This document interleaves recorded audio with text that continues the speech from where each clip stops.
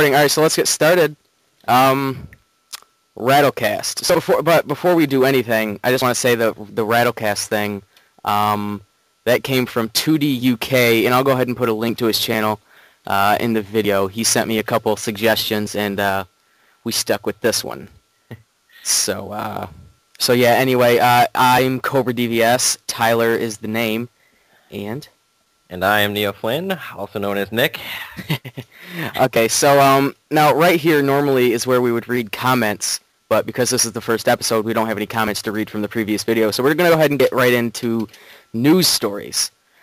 In the first news story I have written down is the utterly blown out of proportion debate of Modern Warfare 3 versus Battlefield 3. The greatest debate in the history of first-person shooters. Yeah, I mean, what do you think about this? Really, to me, it's like EA is just trying to get their name out there, and it's like, just make a good game and people will play it. You know, you don't need to go after the competition the way they are. Like, just make your game good, and then we'll all go play it. But, you know, you don't have to throw stones at the other people making their game, you know? That's true. They are hitting them pretty hard, aren't they? I mean, I gotta be honest. It's kind of like, you know, it's kind of like a brown egg arguing with a white egg. You know, they're both eggs, and they're both pretty much... They're probably going to be both, like, the same game. Yeah, anyway. Pretty much. I mean, I played Modern Warfare, and I played Battlefield 2, and, you know, they're both good. Battlefield 2, my only problem with it was I didn't get to play multiplayer because I got it from GameFly, and EA is stupid, and they make you pay $10 to play online. You have to have that online pass, right? Yeah, so I can't tell you how good Battlefield's multiplayer was, and I'm not going to go out and buy a game if I don't know if it's any good, you know, so that's right. That's my only issue with Battlefield 2 was, you know, the first player was pretty good. I don't know if it was as good as, like, Modern Warfare, but yeah, I did like the squad-based elements of it and how it mixed up what character you were playing, but, yeah, you know, they're both good in their own right. The thing with me and in war shooters is I don't want to say Call of Duty ruined it, but they definitely didn't help because with the new Call of Duty comes out every year, and then you have like games like Battlefield 3, Medal of Honor, that Homefront game. Those are coming out too. So we have like 5 or 6 coming out a year. Yeah, and it's like so overblown that overload. And I mean I guess that's why I like Halo a little more because technically it is a war shooter, but it's just a different type of war. Yeah, it's not reality-based. It's, you know... Right. To me, that's a lot more entertaining. Yeah. And apparently the Modern Warfare 3 Hardened Edition contents, they were leaked on the internet a few weeks ago. And this is what you're going to get if you get the Hardened Edition. You'll get 1 year of Call of Duty Elite. And I still don't know what that is. It's basically like... It's kind of like what Bungie does with their website where it's got integration with the game. I mean, I'm sure it's on a much more... in-depth level because they're making you pay for it. Oh, like it keeps track of your stats and Yeah, things? It keeps track of your stats, and like you can go back and look at your stats from all the games you played that night or whatever. I think. I mean, I haven't done any research into it, but that's my general idea of what it's supposed to be. Oh, that's kind of cool, I guess. But, I mean, I wouldn't pay for that, I don't think. Oddly enough, I actually got invited to do a beta test of that, so I'll have to look deeper into that. I got an email, but I haven't done anything with it, so... Yeah, okay. All right, so you get the 1 year of Call of Duty Elite. You get a Juggernaut avatar outfit. I don't know. I never got into the avatar outfits because, again, you have to pay for them. I've only bought one thing, and it was a hat. So, all my stuff I get for free from achievements, and that's all I ever put on my avatar. Yep. So. Yeah. The next thing is it comes in a steel case. Now, that's probably my favorite thing out of the whole deal because I love the steel cases. I remember when I got the limited edition of Doom 3, and it came in a steel case. It was a seller for me. You get 100 pages of sketch art and a different disc. You have different disc art, so the disc looks different. You know, I don't know how much it is, but aren't they usually like 80? Usually, like there's the normal edition, which is the 60, and then they usually have the mid-range collector. Like they did the same thing with like Halo Reach and stuff, and that one's usually like $79.99, and then you've got your Uber edition, which is like $150. Yep. So. You know, I'm looking at this, and I got to be honest. I don't know if I would spend $20 extra because the only thing here that appeals to me is the tin case. Yeah. I don't know if I want to spend $20 for it. Is that worth $20? Yeah. All right, so we'll move on to the next story, which is Doom. making headlines, after like 20 years. 20 years after the It's fact. now available to play in Germany. I guess it was banned in Germany when it came out in 94. I think it was 94. It might have been 93, but Yeah. when it came out, it was banned in Germany, and it just got released in 2011. So, like, Which I'm sure everyone will run to go. Anyone that's wanted to play it, I'm sure already has illegally downloaded it and played it anyway. yeah, and if you haven't played Doom, you're doing yourself a huge disservice. It's just so awesome. And you can play it on any console in the world, too. Yeah. It's on everything. I mean, really, it doesn't make any sense as to why they would have banned it in the first place. Like, I could see them banning, like, Wolfenstein. You know what? I was watching, I think, in a news video online where they, somebody had mentioned that in the comments. Well, what about Wolfenstein 3D? That game's plastered with, like, swastikas and Hitler. Swastikas everywhere. Yeah. And then I think one of the final bosses is a robot Hitler. So Yeah. it was pretty bizarre. I don't know why they picked Doom. Yeah. Plus, I don't know. It just seems kind of stupid. All right, so next is Borderlands 2 is announced, and that's kind of been out for a little bit, but did you play Borderlands 1? I absolutely played the heck out of it. Yeah. I actually had a buddy, and we literally played probably once a week for about 5 to 7 hours a night. Wow. We were both maxed out on our characters, and yeah, we played the bejesus out of that game. And I tell you what, Borderlands, when I first got it, I was going between Borderlands or Fallout 3. And I went with Borderlands, and I've never played a Fallout game, but I think I still made the right choice because I think Borderlands appeals a little bit more to me. And I didn't play it as much as you did, I guess, but I did play it a lot. And I got to say, it was pretty fun, challenging, but it's definitely fun. And to pay $60, you get hours and hours and hours of gameplay. It's definitely worth the money. Yeah, the only caveat that I would say to it was, you may be able to speak to this as a single player game. I probably wouldn't have played it nearly as much, but because I had a friend to go, and do everything with, it made it much, much, much more entertaining. Oh yes, definitely. The co-op was incredible. That was that was probably the highlight. That and like the millions of guns were the highlights, definitely. Yeah, like you literally every time you dropped an enemy, you had to run over and see what gun they dropped. And Definitely. we got to the point where we had the best guns probably in the game. Although oddly enough, we never saw a pearlescent weapon as much as we played it, which was supposed to be the best weapons in the game. We never saw one. So I don't know if they actually exist. I think they're a myth. But Yeah, they're like Bigfoot. I had a buddy that's into games pretty good, and he gave me some modded gun that did like an absurd amount of damage, and I was at that point that I didn't play the game too much, but I still doused in it a little. The next time I come back, there's an update for the game. They took it away. They took away my modded weapon, so I had to actually play the game right. Yeah, it was tough, but I mean, if you got a good combination with your character, you could just own everything. Yeah. And we actually kind of broke the game because we had our character set up to where I could. I had a character mod that would give me infinite ammo. Basically, it automatically replenished my ammo, and then his character, he played the sniper character, and I played the soldier. Yeah. And he's got this bird thing that he throws out as his special attack. Oh yeah, the Bloodwing. Yeah, and it basically every time it hit something, it would drop a ton of money and a ton of. So we had all the money in the game, and we had unlimited ammo, so pretty much we could just annihilate anything. So I think we pretty much broke the game at one point, but Yeah. it was still a blast to play. So yeah, Borderlands 2 is going to be. It's got a lot of hype so far. I think it'll probably be a pretty big game. Yeah, and crazily enough, they haven't really revealed that much. Like, they've given us one character class, and they basically said the story is going to revolve around the previous characters, the the characters in the previous game. Mm-hmm. And that's really all they've said, and yet we're all geeked about it. So I think that says something for it. I don't know if it'll be like a day one deal for me. I might, wait a little bit, maybe look for like a holiday or, my birthday or something. I think it'll definitely be day one for me. So. Okay, all right. Next is Gearbox, who made Borderlands, oddly enough, but Duke Nukem Forever announced another Duke Nukem game.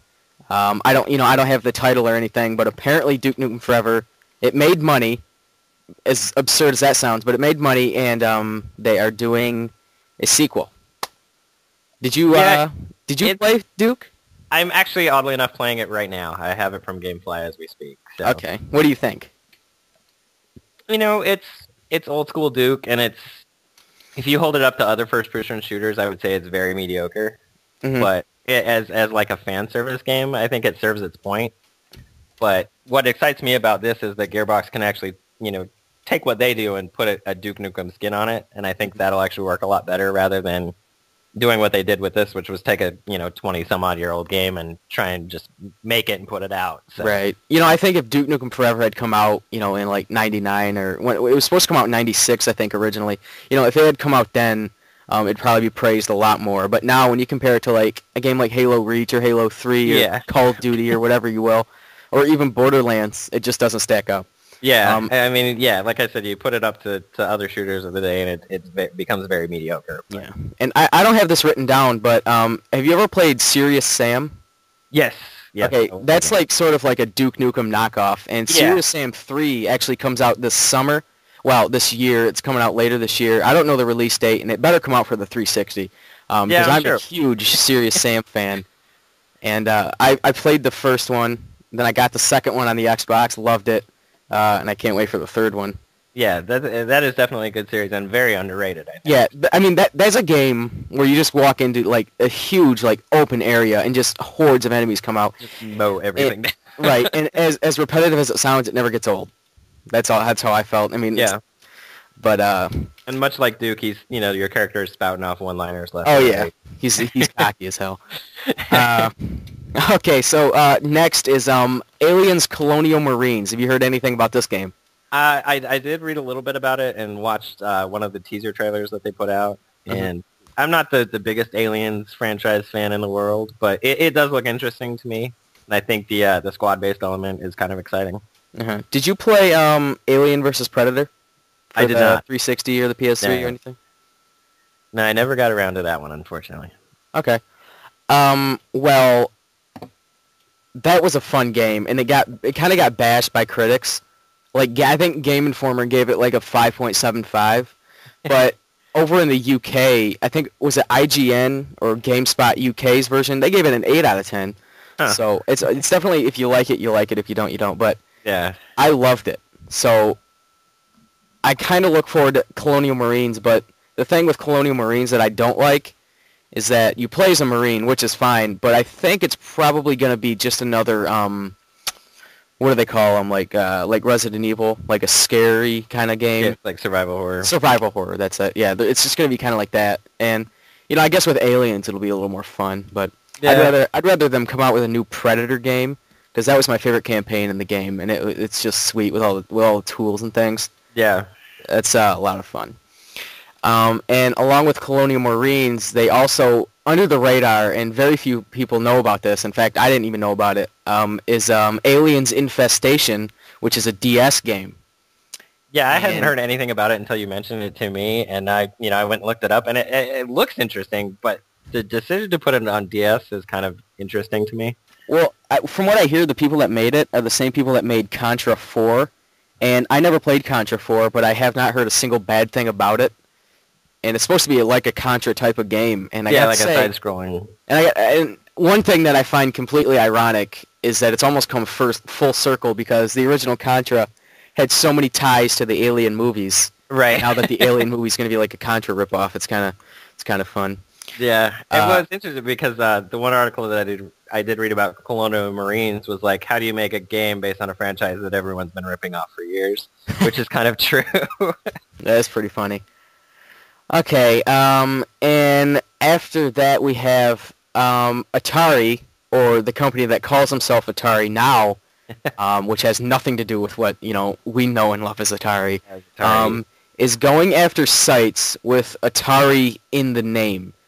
I guess I don't know if they've been, I don't know if like Atari Age and any site with the name Atari in the name. And I guess they have some sort of, copyright infringement or, Yeah, they're sending them cease and desist letters, basically, that says take down your website. Which doesn't make any sense at all, because these are your fans. Right. Here they are supporting you, and you're going to send them a cease and desist letter. And well, it's one of those business practices that's like, why are you alienating your own fans? Right. It's kind of like I guess this is the only example I can think of. 3D Realms, the company that was making Duke before Gearbox took over.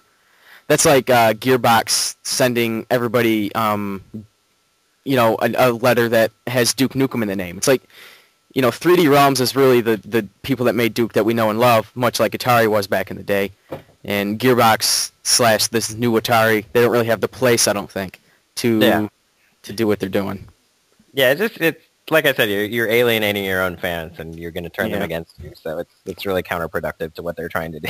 Plus, what does Atari do now? What do they make games, right? I think they're actually a publisher, so they're not actually making the game. They just slap their name on it and put it out, kind of like EA. Oh, they're the overseer basically. I think Did they make the Atari Flashback, right? Yeah, because they still own the license. So I believe that's sad. It's kind of pathetic. There's no 3 coming out. I've heard that. I think it was Maximum RD I heard talking about that, and I think they were saying they were disappointed because it doesn't have a slot for an SD card or anything. That sounds like a really good idea. If they could make that, and I know they have flash cards and things, but if they could make that, that'd be pretty cool. I might even consider buying one. Yeah, definitely. Okay, well, this next bit of news is a special bit of news for Intellivision Dude, because he wanted me to go ahead and put this in. There is a new Donkey Kong homebrew for the Intellivision, and it's out. I think it's in the process of being shipped out right now, and it's supposed to be pretty good. It's supposed to be a lot better than the original Donkey Kong on the Intellivision, which I've never played, but it's supposed to be far superior. And this guy posted a thing that said there's still some homebrews. There's still some available if you want to buy some. I don't know how much they are. I have a website here, and I'll just go ahead and post the link. And they're in a limited quantity, and there's going to be this order and then another batch after that. And so if you want to get your fix on some Donkey Kong homebrew, some Intellivision homebrew. Yeah, that's the way to do it. Do you have an Intellivision? You have an Intellivision, right? I do, but unfortunately I don't have the hookups, so no. I have the console itself, but I cannot play it, unfortunately. I'll give my quick Intellivision review. I like the Intellivision. I think it's really fun. You know what I mean?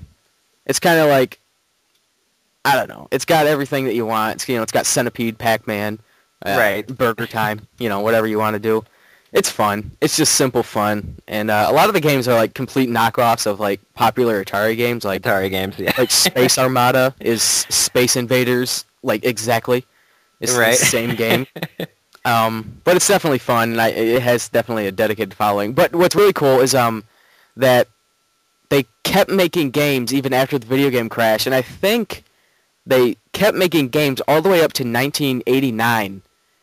And I think it was like in 83 or 84, Mattel didn't own the Intellivision name anymore. It was INTV Corporation, and they made games like Diner and all these Super Pro games that are extremely rare, like Super Pro Wrestling and like Mud Buggies. Like Intellivision Dude shows me these games all the time that are selling. There's this game called Spiker Super Pro Volleyball. It sells for over $1,000 complete in box. Wow. And people are buying them too. It's not like there's no market for them. It's huge. It's kind of crazy. You wouldn't think.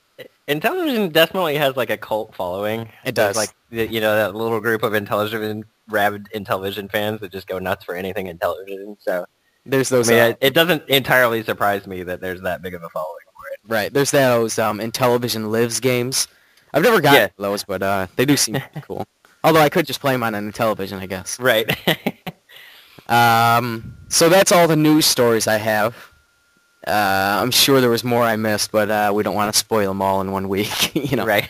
All right, so next thing we're going to do is Retro Game of the Week. And this is going to be where, either I, myself, or Nick pick a retro game, and we just sort of talk about it. And I went ahead and took the liberty of picking this week's. And I went ahead and picked Mike Tyson's Punch-Out! And the reason I picked Mike Tyson's Punch-Out! Is because I've been playing the hell out of this game lately. And I gotta say, I really overshadowed this game. It is really fun.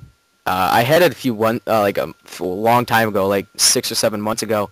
And I played it, and I was like, I don't get the hype. It's really not that good. But I popped it in the other day, and I got to tell you, it's awesome. Do you have it? I do, and it's actually one of my all-time favorite series. I'm partial to Super Punch-Out on the Super Nintendo, but I do love Mike Tyson's Punch-Out as well. And I think the problem with it is that if you don't know what you're doing, it will, kick your ass. And I think that's what turns a lot of people off about it. Yes. Is that you have to know what you're doing in order to progress in the game. So Yeah, well, that's what keeps it fresh, I think, is like each fighter you have to completely play in a different way. And You have to figure out its pattern, which to me was a turn-off at first because I can get past the first wave, like the minor league or whatever. Yeah. And then I get to this big hippo guy, and I cannot beat him. You have to be good at detecting patterns. Yeah, and it's, like I said, each character has their own pattern, and once you figure it out, it's very easy. But if you don't know what you're doing, and it can get very frustrating because it will, beat your ass before you figure it out. Yeah. Mm-hmm. And also I have written down here, as well with Mike Tyson's Punch-Out, all the Punch-Out related games, like the Punch-Out that was released a few years later, that has no Mike Tyson, and they replaced him with they Mr. took Mike Dream. Tyson. Basically, when he got in a little bit of trouble, Nintendo was like, "Ooh, get away! We don't want you." Yeah. So they re-released the game and just took Mike Tyson's name off of it. And you still fight Mike Tyson at the end. They just don't call him Mike Tyson anymore. Isn't it? It's Mr. Dream, isn't it? Isn't that the Yeah. Yeah, I'm looking at the box right now, and the guy you play, his name is Little Mac, right? Mm-hmm. Yep. I guess that's Little Mac on the cover, and he's actually punching a guy that his face is cut off by the corner of the box, but you can tell it's kind of like, looks like Mike Tyson. Yeah. It's kind of funny. And then there's Super Punch-Out, which you mentioned, and I have that, and I've hardly ever played it. How is it? To me, it's easily one of the best games on the Super Nintendo. It's very similar to the original Punch-Out in that it's all pattern based. Mm-hmm. But there's little tips and tricks for each fighter where you can beat them quite easily, like in less than a second on some guys. Oh yeah. Yeah, like the very first guy, I can't remember. It's been so long since I played it, but as he's coming at you right at the start of the fight, if you punch him like right at a certain spot, you'll knock him out the first try. So I actually, when I used to work at GameStop, we actually had a Super Nintendo hookup in the back, and we would have competitions as to who could beat who fastest. So That's sweet. yeah, it's a game that I've spent a lot of time playing. So You know what? On a side note of not talking about Punch-Out, I really missed that GameStop that used to sell retro games back before it was like a huge corporation. yeah, It used to be called Funko Land and stuff. Yeah. That was awesome. When I found out about that store, wow.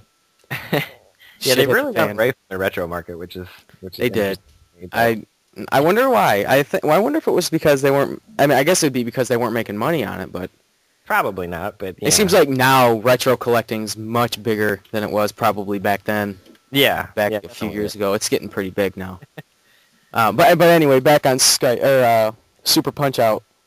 I've only played it a little bit. Are you subscribed to CGR Undertow on Facebook or on YouTube? YouTube. No, I'm not. They did a review of Super Punch-Out, and they were saying that it was an incredible game, but it was overshadowed because it came out like a week after or before Donkey Kong Country. So I'm not sure of the timeline of it, but that would make sense. yeah, so they were saying that like in '94, I believe, is when Donkey Kong came out. Everybody got 94 on Super Punch-Out. So everybody got Donkey Kong, and Super Punch-Out was overshadowed. And skipped, yeah. Yeah, so Which it's a happens little. to a lot of really good games if they have bad release dates. It's a lot of games get overshadowed like that. It is unfortunate, that's for sure. So after Super Punch-Out, there was Punch-Out on the Wii. Have you played that? I do own that. I haven't spent much time with it. It's the same formula once again, which it's a tried and true formula, so I guess it works. But it's a whole different cast of characters, but same style of gameplay. I've heard that it is pretty faithful to the older ones. But Yeah, I've heard that it's also pretty good. Yeah, it definitely is, and it adds multiplayer, which was not in any of the other ones. Multiplayer as in online, or No, like versus, like Oh, okay. player on the same Wii. I don't think it has online at all. But you That's can a do two shame. players on the same Wii. The Wii needs to get its act together. You know what I mean? Like Yeah. the online stuff. Like all its big titles, like the two main ones that come to mind when I think of it is Mario Kart Wii and Super Smash Bros. Brawl. They have it, but Punch Out, that's almost perfect. Yeah, and it may be in there, and I just don't know about it because the Wii makes it so hard to play. Yeah, I think that's something they're gonna fix with the Wii U. At least I hope. That's what I've heard. Yeah, because I mean Xbox. I think Microsoft hit the nail on the head with the whole online experience. Oh, definitely. It's incredible with the Xbox Live. It's great. So one more thing in the Punch Out realm. Power Punch 2. Do you know about this game? I do not. Okay, Power Punch 2 came out a few years after Mike Tyson's Punch Out. And I don't know if it happened before or after the Mike Tyson scandal or whatever you have, but Nintendo didn't want to call it Punch Out 2 because it was so bad. And it's called Power Punch 2, and there is no Power Punch 1. And the guy on the cover looks just like Mike Tyson. So it's not a rare game or anything like that. It's a little more pricey than average, but a lot of people don't know about it. And yeah, it's apparently pretty bad. That is interesting. I've never had the displeasure of playing it. Just based on the cover box alone, it looks terrible. Oh, are you looking at it? I just Googled it. Yeah, just based on the cover box alone, I can already tell it's a terrible game. It looks like you fight a zombie. Yeah. Well, one thing that I thought was interesting was that you travel through time, or you travel to different places, which is what could be fun. It sort of takes away the realism and makes it more like 80 sort of style. But I don't know. That could be a decent idea, but I've never played the game, so I can't vouch for it. But I've heard it's just ass. Terrible. Yeah. But I would like to get it so I can try and get all the Punch-Out games. Yeah, just so you can say you've played it. Yeah, I'll be one of the unfortunate ones. Okay, so that's it for Punch-Out. Now we can move on to Nick. Actually suggested this one, the what we're playing right now, and since you suggested it, I'll let you go ahead. Well, I mentioned this earlier that I am currently playing through Duke Nukem Forever, and I kind of gave my thoughts then, but just to reiterate, it's a mediocre shooter. There's a lot of fan service in there. It's very juvenile, which you expect that from a Duke Nukem game, but it's not a terrible game. But I think I would feel upset if I spent $60 on it. Mm-hmm. So luckily I rented it. Yep. And outside of that, it being college football season, I'm well addicted to NCAA 11 already. I'm actually in 3 different online dynasties where I play with a bunch of buddies of mine. So that game, if you're a sports gamer, it doesn't get any better than that. It's a perfect representation of college football. It does have its issues. There's a big issue in online dynasty right now that EA is supposedly going to patch, was already supposed to patch, but they haven't yet, where at the end of a season it doesn't save your bowl results, which kind of screws over your whole season. Yeah, but hopefully they'll get a patch out and fix that soon. And then on the retro side, I'm actually playing through Gauntlet Dark Legacy on the original Xbox, which is a game that I spent a lot of time with and never actually beat, so I'm trying to go through and actually beat it. So Dark Legacy, you said? Yes. Is that on this? What's the Gauntlet on the Nintendo 64? That is actually, you know what? I have Legends. the box. Yeah, it's Gauntlet Legends. I've heard those are pretty good. That Dark Legacy. I've heard that's a good game. Yeah, it's if you've ever played a Gauntlet game, you know what to expect. It's hack and slash, and it's just fight through wave after wave of enemies. But this one, you've got a lot of hidden items that you have to find. Each boss has a hidden item in another stage that makes them easier to defeat when you get to them. So I'm actually going through and playing all the stages but the boss stages, and then I'm going to go through all at once and beat all the bosses. And I may actually film that and put it up on YouTube just because I think it'll be interesting to watch. So that'd be cool. Okay. Before I say what I'm playing, I have a friend, Drew, who borrowed my Duke Nukem Forever game, and he just got done playing Bioshock 1 and 2. So he's sort of knows what a good game is right now. Yeah. And he sent me this text, and I'm going to read it exactly as he sent it to me. and I'll see.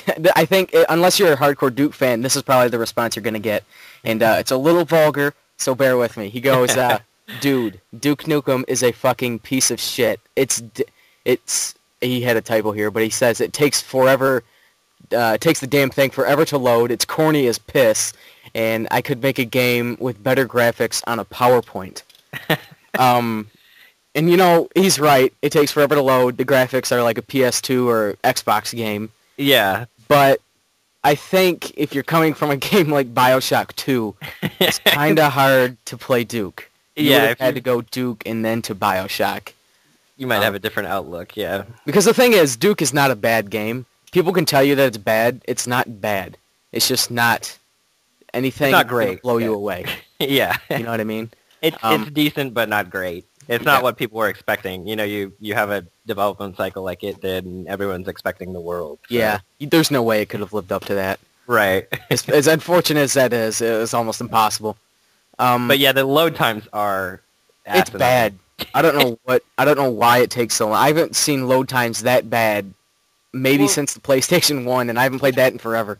What makes no sense to me is like you'll start a level, you'll have just loaded the level, and if something happens, you die right at the beginning of the level. It's like it has to reload the whole level all over again.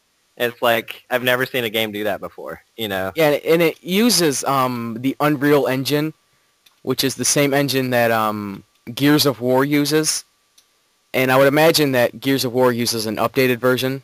Right. And Duke uses a bad version. Now, I don't understand the entire engine scenario. I would imagine Epic Games, who makes Gears of War, makes the Unreal Engine. So I would imagine to use that specific engine, Gearbox or whoever would actually have to purchase the rights to use it. Is that right? License it, basically, yeah. Yeah, okay. I wonder if, for cost-cutting reasons, they just picked a shitty one. Right. Like, they picked Windows 95 when Windows 7's been out for a few years. Yeah. Yeah. All right, so what games am I playing? There are too many. Normally I'd say Halo Reach, but I don't have Xbox Live anymore. So I can't say that. But a current game I've been playing a lot of recently is Super Mario Galaxy 2. And do you have that game? I do not. I've actually never played the Galaxy series at all. Oh, no way! Yeah, oddly enough. Wow. Have you played Super Mario 64? Yes. A little bit, not like in depth, but I mean I've played it. Oh, okay. That's one of my all-time favorite games. Have you played Super Mario Sunshine? No. Actually, 64 was probably the last Mario game that I really played, like, enough to speak about. Right. Okay, so Super Mario Sunshine, it's not bad by any stretch, but you can pass on it because it's very irritating. But Super Mario Galaxy, if you have a Wii, I think Super Mario Galaxy is $20 now. You need to get it. It's incredible. Yeah. It is incredible. It's one of those, like, I got my Wii later on in the cycle, and so it's one of those that I just never picked up on, and I know I need to go back and play it, but I just haven't had the chance yet. Yeah. It's definitely worth it. And the Super Mario Galaxy 2 is even better. In fact, this is the only time I actually looked up reviews a few days ago. IGN gave it a 10 out of 10. I have never seen that. Yeah, I don't think there's definitely not too many 10s floating around out there. Yeah. And people say the Wii is garbage, you know what I mean? It's yeah. Like, and on the retro, well, actually on the current side as well, I've been playing Castlevania Lords of Shadow, and I know I've mentioned those two games before, but Castlevania Lords of Shadow is incredible. That's the one that released like last year, right? Yeah, I think it was last year or the year before. It's pretty recent, and it's kind of like God of War, and I've never played God of War, but from what I hear, it's a ripoff of like God of War, and there's some game called Chains of Olympus. Or no, Chains of Olympus is a God of War game. It's a God of War, yeah. Yeah, no, there's PSP one. It's there's another game that it rips off, and I can't think of the name right now, but it's apparently a rip-off of a bunch of games. But because I've never played those, I'm gonna go ahead and say Lords of Shadow is better. But it's definitely the only reason it appealed to me is because the Castlevania name. Right. So it sucked me in right away. But I played a demo on Xbox Live, and it's very fun. It's phenomenal.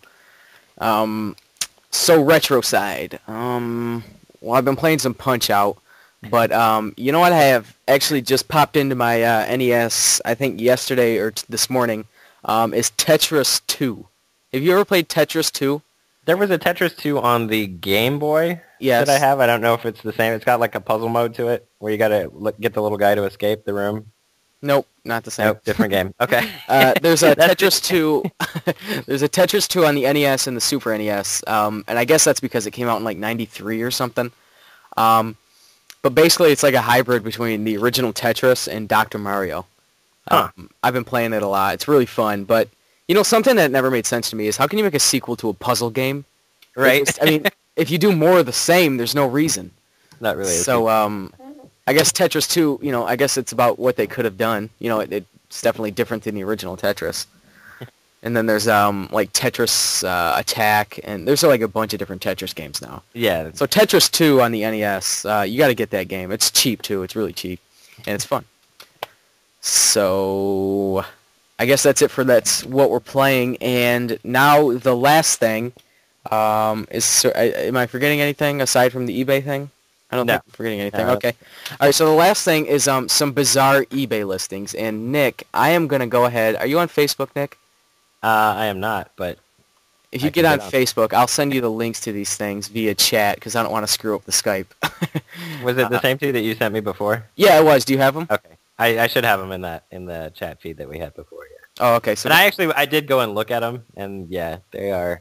These are something. I'm gonna go ahead and open. And I'm experimenting with taking a picture of my computer screen, like with a feature on my computer, and then being able to use that as an image so I can show you guys what these look like, so I don't just describe them and sound like an idiot.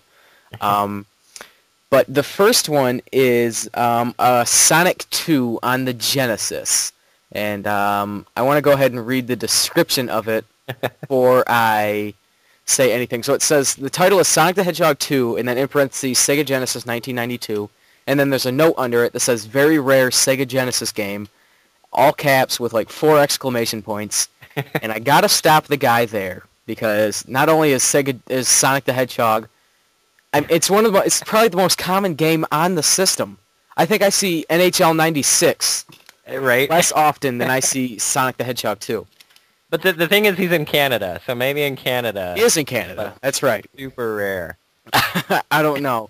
But I don't want to tell you the price yet, but I want to go ahead and read the what he says about it. He says, you're looking at Sonic the Hedgehog 2, released in 92. This Genesis game is in very good condition, may have light scratches on the disc or case, and includes an English manual. This must be the super rare version of Sonic 2 that actually has a disc. That is disc-based, because yeah. I have never heard of that before.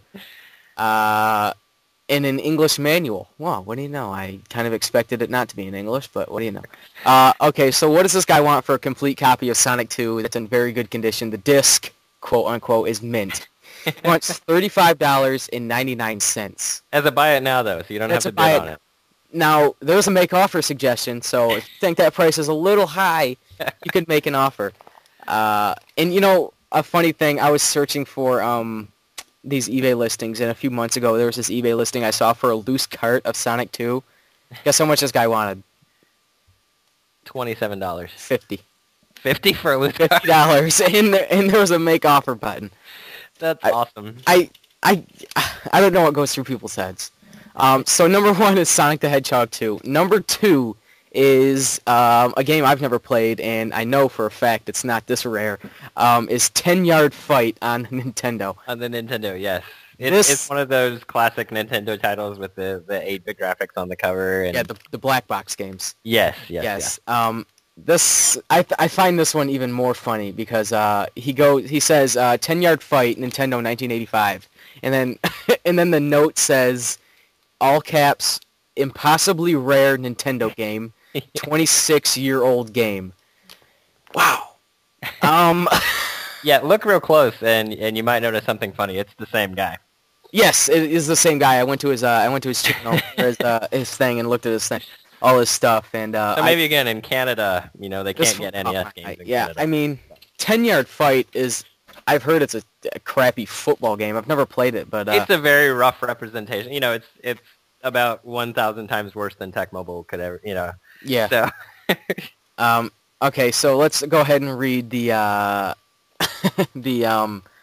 description on this one. It says, you are looking at 10-Yard Fight, released in 1985. This rare Wow. This rare Nintendo game is in good condition, may have light scratches on the cassette or box, and includes the English manual. Also includes a very... I didn't catch this the first time. Also includes a very rare plastic box pouch. Now, I assume that means the black sleeve that you can buy 800 of for $1. Yeah, that's what he means. And the price on this, well, it's the same as Sonic 2, $35.99. $35.99. With $5.99 shipping. So I guess if you want a copy of 10-Yard Fight and a copy of Sonic 2, you can go ahead and drop $80. $80 for those classic rare titles. $80 shipped. For a couple of, does he give free shipping? A couple of classics. Nope, it's nope. Got to pay for shipping. Okay. It's $5.99 international flat rate. That's, I mean, I don't get it. I understand people.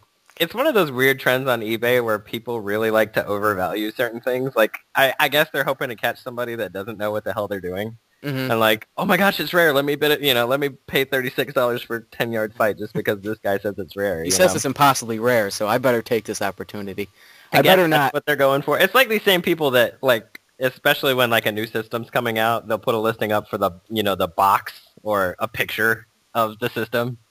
Oh, like, I don't know if you've ever seen those. I was in 7th grade. We're gonna go back a few years. In 7th grade, this kid printed out printed out an eBay page that was for a PSP, and at the bottom of the PSP it said in the fine print it said that you're not actually bidding on a PSP. It's just a picture. It's just a picture. Yeah. Yep. So I have heard of that. And just a quick little thing here. I actually eBayed 10-Yard Fight, and the first one that comes up is a bid for 99 cents. Right. Yeah. It's by no means rare, except in Canada. So. And yeah, well, let's see where this guy's based. He's in Colorado, so it's a pretty common game in Colorado. Which makes it, even if it was like super rare in Canada, just buy an American one. Yeah. And here's a buy it now for 99 cents. Yeah. Wow. It's amazing what some people try and pull on eBay. You can choose more. You can actually search where it comes from. Well, I can't do Canada. I can do North America or the United States only. And I did North America, and that didn't really help matters. So yeah, I mean that guy's something else. And if you look at like he's sold stuff for regular prices. So I don't know. Has he? I don't know if I've gone to his thing yet.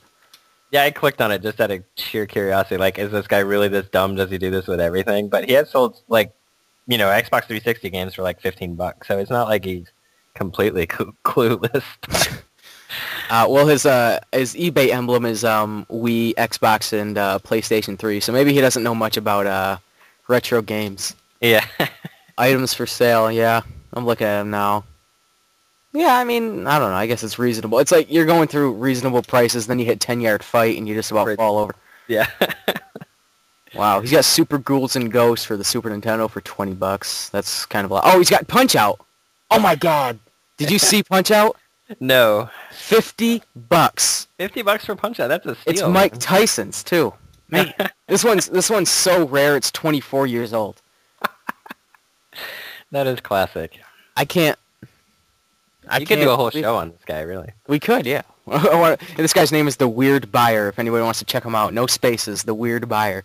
Or you'll see it, I guess, if I can get a picture of the thing. Should be The Weird Seller. Yeah. The Weird Seller. The absolutely spontaneously ridiculous seller.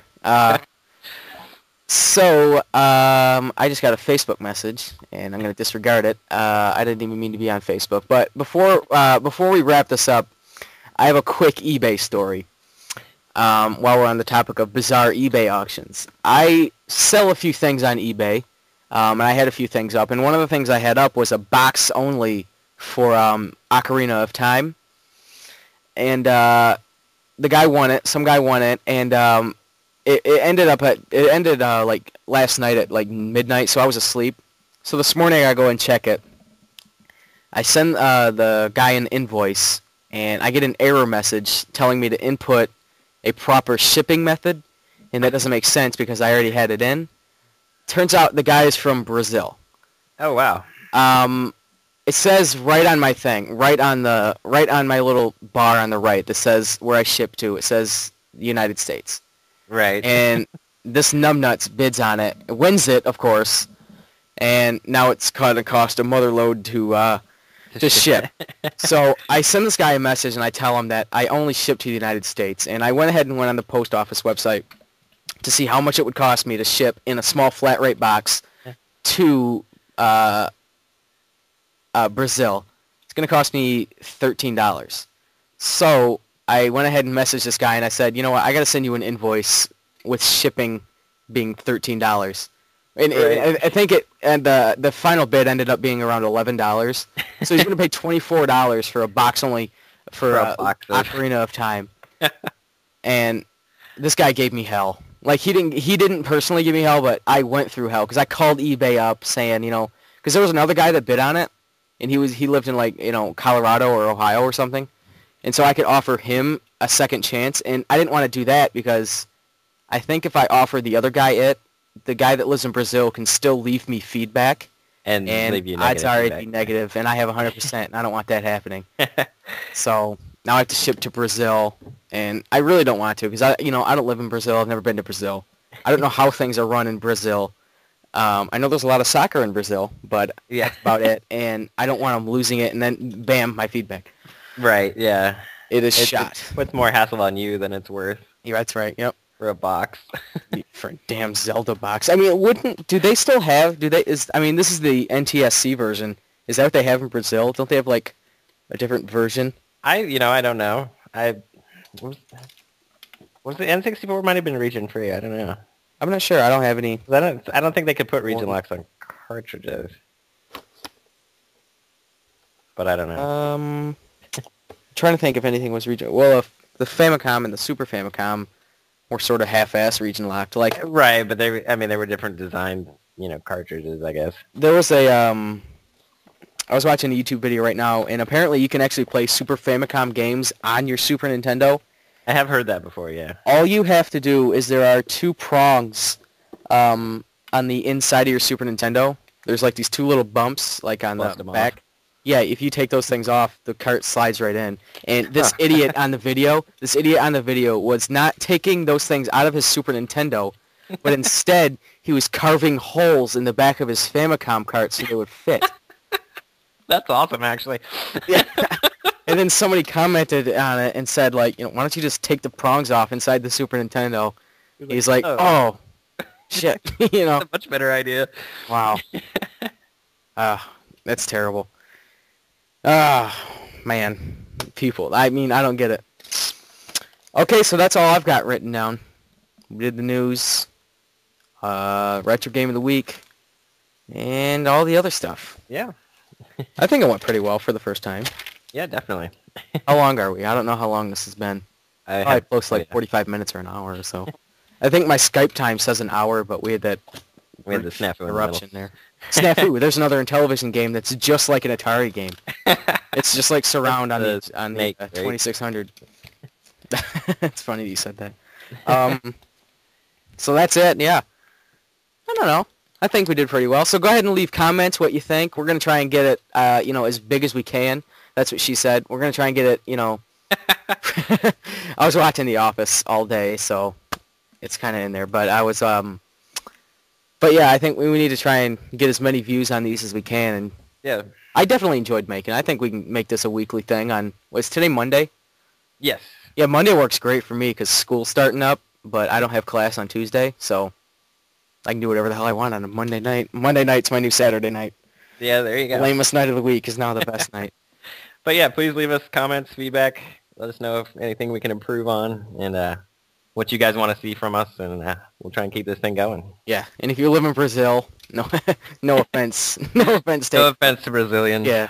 All right, so that's it for me. For Neoflynn, I'm Cobradvs, and this was RattleCast, episode 1. I'll try and come up with a nice like subtitle name for it. Right now, I have written down pilot. That's the subtitle, pilot. The perfect subtitle. We could do like the Seinfeld theme, and just like every episode could be called like the something. Yeah. Or the Punch Out. There or you go. something like that. So before we get going, rambling on too long, I guess we can go ahead and end it here. So stay tuned for next week. Next Tuesday, I guess it'll be uploaded. And yeah, go ahead. Or, whatever. Take care. And we'll see you next time, guys.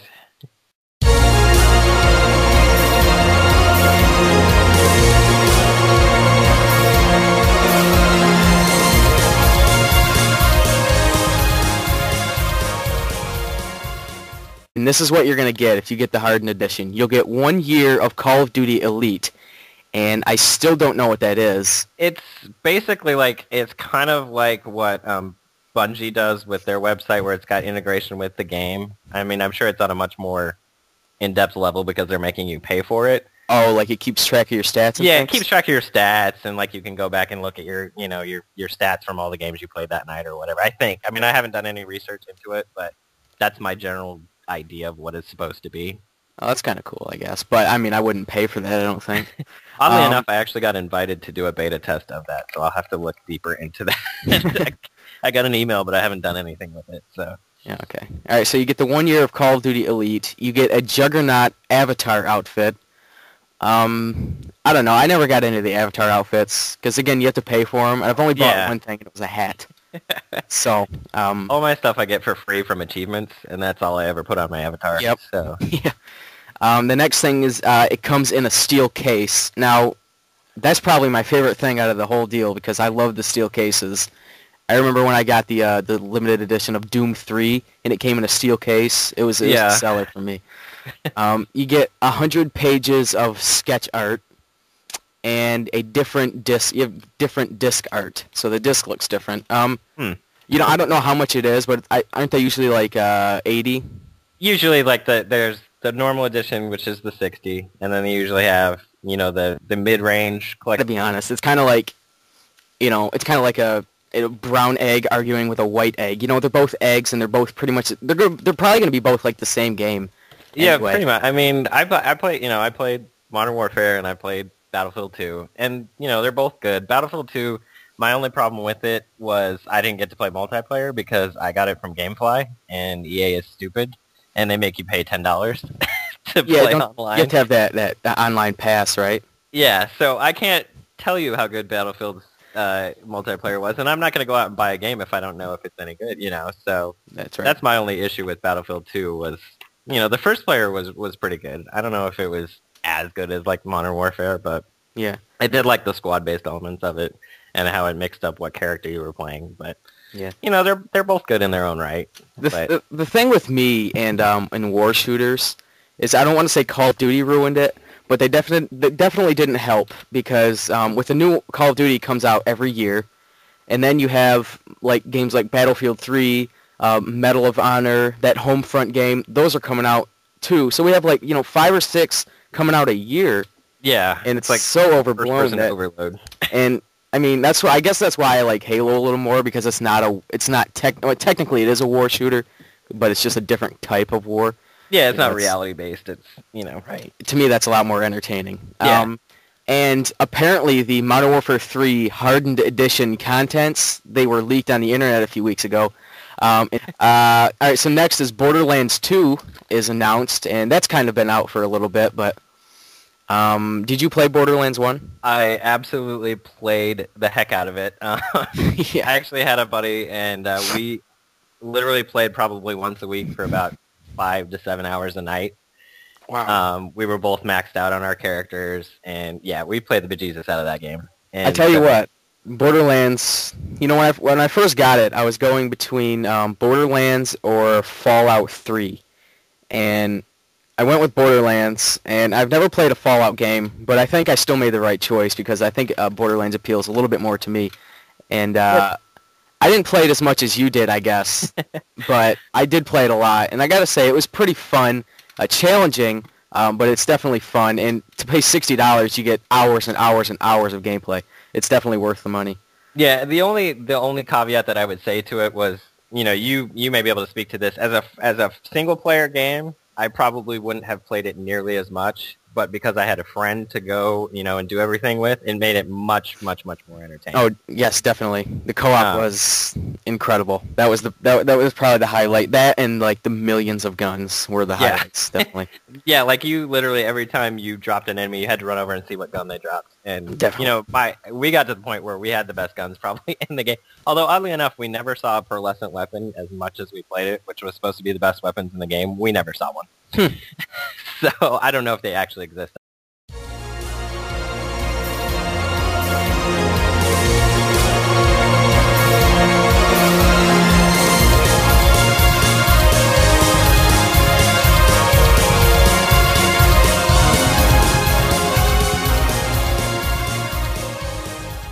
Recording. All right, so let's get started. RattleCast. So before we do anything, I just want to say the RattleCast thing.